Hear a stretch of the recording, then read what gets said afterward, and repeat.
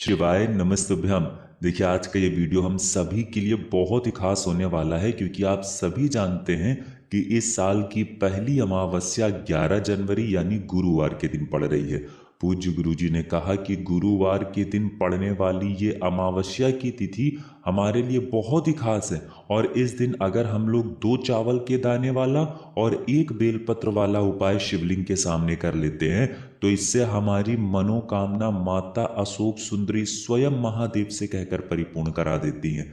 अगर हमारे जीवन में किसी भी प्रकार का दुख चल रहा हो, हमारे जीवन में क्लेश बहुत ज़्यादा हो, धन को लेकर बहुत ज़्यादा दिक्कत रहती है, परिवार में बहुत ज़्यादा समस्याएं बनी रहती हैं, व्यापार में नुकसान होता रहता है, किसी भी प्रकार की समस्या है, तो गुरुजी ने कहा कि आपको सिर्फ एक उपाय करना चाहिए। तो चलिए जानते हैं इस विशेष उपाय के बारे में, लेकिन उससे पहले एक प्रार्थना।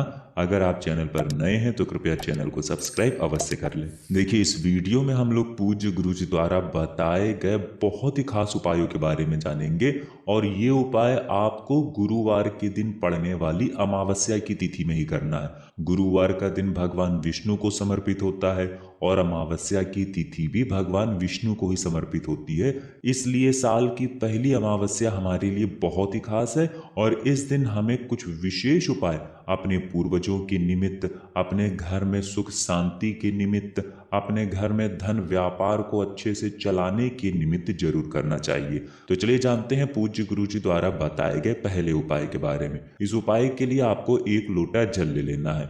लोटा आप तांबे का भी ले सकते हैं, और जल आपको अपने किचन से ही लेना है। फिर इसी के साथ आपको थोड़ा सा शहद ले लेना है। शहद का उपाय गुरुवार के दिन जरूर करना चाहिए, क्योंकि इससे भगवान विष्णु की और महादेव की कृपा हमें एक साथ प्राप्त होती है। फिर सबसे आखिर में आपको 1 बेलपत्र ले लेनी है। बेलपत्र लेते समय आप ध्यान रखिएगा कि ये कहीं से भी कटी फटी नहीं होनी चाहिए, और बेलपत्र की डंडी के आखिर में जो डूट होती है यानी जो डंठल होता है, वो भी नहीं होना चाहिए। अगर आपके पास बेलपत्र नहीं है तो शिवालय में शिवलिंग के ऊपर चढ़ी हुई बेलपत्र को उठाकर जल से शुद्ध करके फिर आप उसका भी इस्तेमाल कर सकते हैं। अब सिर्फ ये 3 सामग्री लेकर आपको शिवालय पहुंच जाना है। देखिए, इस उपाय को आप सुबह करना चाहें तो सुबह कर लें, और शाम को करना चाहें तो शाम को कर लें। वैसे अमावस्या की तिथि में रात्रि का विशेष महत्व होता है, तो अगर शाम के समय या फिर रात्रि के समय आप इस उपाय को कर ले तो सर्वोत्तम रहेगा। नहीं तो फिर सुबह भी आप इस उपाय को कर सकते हैं। शिवालय पहुंचने के बाद आप दक्षिण दिशा में बैठ जाइए और उत्तर दिशा की तरफ अपना फेस कर लीजिए, यानी अपना चेहरा कर लीजिए।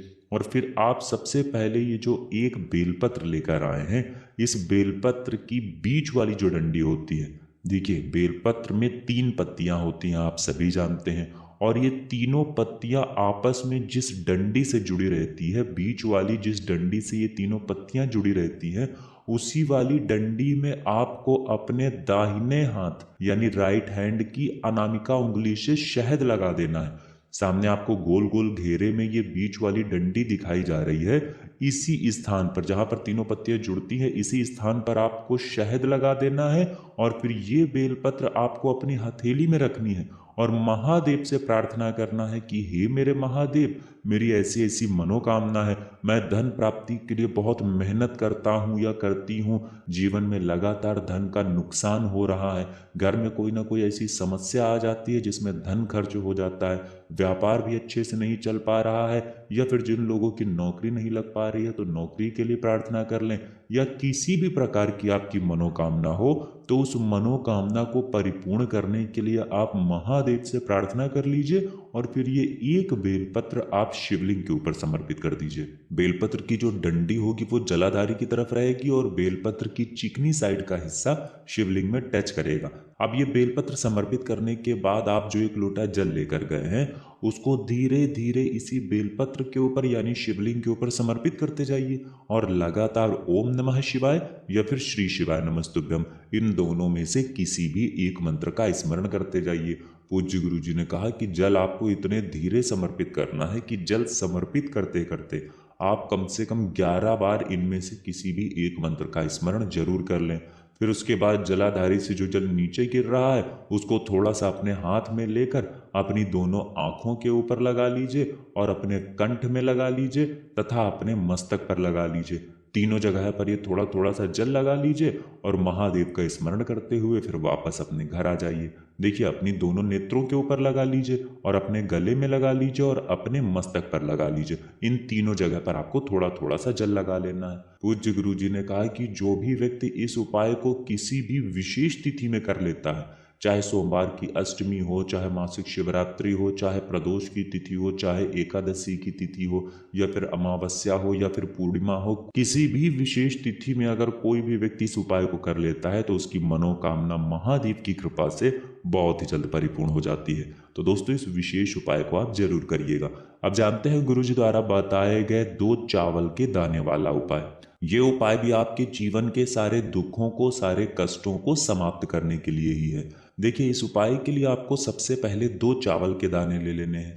चावल के दाने आप जो भी लेंगे वो कहीं से भी टूटे हुए नहीं होने चाहिए, खंडित नहीं होने चाहिए, क्योंकि शिवलिंग में हम लोग कोई भी सामग्री खंडित समर्पित नहीं करते हैं।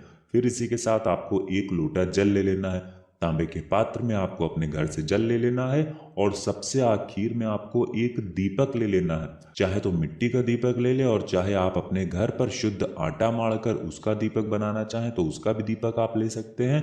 इस दीपक में आपको गोल बाती का प्रयोग करना है और साथ ही साथ इसमें घी का प्रयोग करना है। देखिए, ये दीपक आपको अपने घर के मंदिर में प्रज्वलित कर देना है। घर के मंदिर में इसे प्रज्वलित कर दीजिए और फिर ये 1 लोटे जल में आपको दोनों चावल के दाने डालने हैं और ये जल लेकर सबसे पहले आपको पहुंच जाना है बेलपत्र के वृक्ष के नीचे।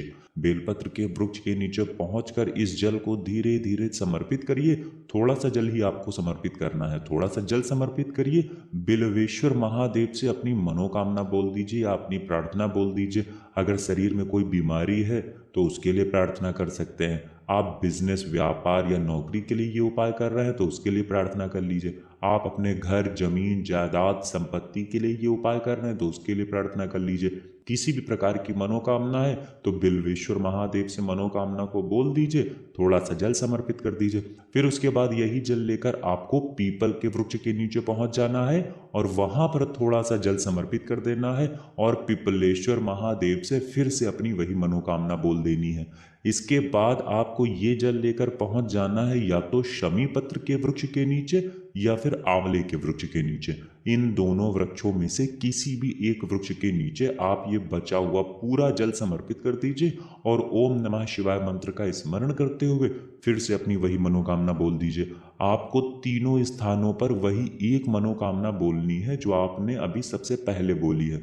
अलग अलग मनोकामनाओं को आप नहीं बोलेंगे। पूज्य गुरु जी ने कहा कि जो भी व्यक्ति इस उपाय को 7 बार लगातार कर लेता है, किन्हीं भी 7 दिन में या फिर किन्हीं भी 7 विशेष दिनों में अगर आप इस उपाय को कर लेते हैं तो आपकी मनोकामना महादेव की कृपा से जरूर परिपूर्ण हो जाती है। अब जानते हैं गुरु जी द्वारा बताए गए तीसरे खास उपाय के बारे में। ये उपाय उन लोगों को करना है जिनके घर में लड़ाई झगड़ा बहुत होता है। पति पत्नी में आपस में नहीं बनती है, पिता पुत्र में आपस में नहीं बनती है, किसी में भी लड़ाई झगड़ा होता है या घर में बहुत ज़्यादा क्लेश है तो उन लोगों को ये उपाय करना है।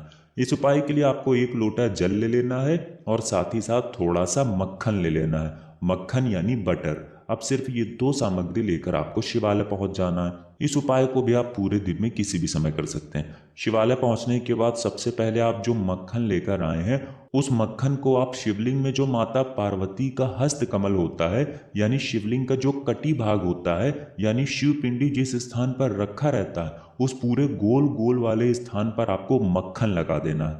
मक्खन लगाते जाइए और ओम नमः शिवाय मंत्र का स्मरण करते जाइए। फिर इसके बाद आपको थोड़ा सा मक्खन यहाँ से निकालना है और माता अशोक सुंदरी वाले स्थान पर 7 बिंदी इसी की रख देनी है। और अब सबसे आखिर में आप जो 1 लोटा जल लेकर आए हैं उसको धीरे धीरे शिवलिंग के ऊपर समर्पित करते जाइए और महादेव से प्रार्थना करते जाइए कि मेरे घर में इस प्रकार से बहुत ज़्यादा लड़ाई झगड़ा होता है, पिता पुत्र में होता है या पति पत्नी में होता है या किसी भी प्रकार की घर में क्लेश होती है, लड़ाई झगड़ा होता है, तो उसको दूर करने की महादेव से प्रार्थना करते जाइए और धीरे धीरे जल समर्पित करते जाइए। उसके बाद जलाधारी से जो जल नीचे गिर रहा है उसको थोड़ा सा किसी पात्र में जरूर ले लीजिए। आप चाहें तो इसी 1 लोटे में थोड़ा सा जल ले लीजिए और महादेव से प्रसाद स्वरूप प्रदान इस जल को आप लेकर अपने घर आ जाइए। अब इस जल का आपको आचमन करना है या फिर जिन लोगों के बीच में लड़ाई झगड़ा होता है उनको आचमन करना है। आचमन करना है यानी थोड़ा थोड़ा सा पीना है। इस जल का आचमन कर लीजिए। पूज्य गुरु जी कहते हैं कि ये जल आपके घर में पहुंचते ही आपके घर का वातावरण चाहे जितना भी नकारात्मक हो वो सकारात्मक होने लगता है, और आपके बीच में चाहे जितनी दूरियां हो वो भी महादेव की कृपा से समाप्त होने लगती हैं। तो दोस्तों ये थे पूज्य गुरु जी द्वारा बताए गए कुछ बहुत ही खास उपाय। अगर आपको जानकारियां अच्छी लगी हो तो वीडियो लाइक करिएगा। मिलते हैं फिर एक नए वीडियो के साथ। श्री शिवाय नमस्तुभ्यम।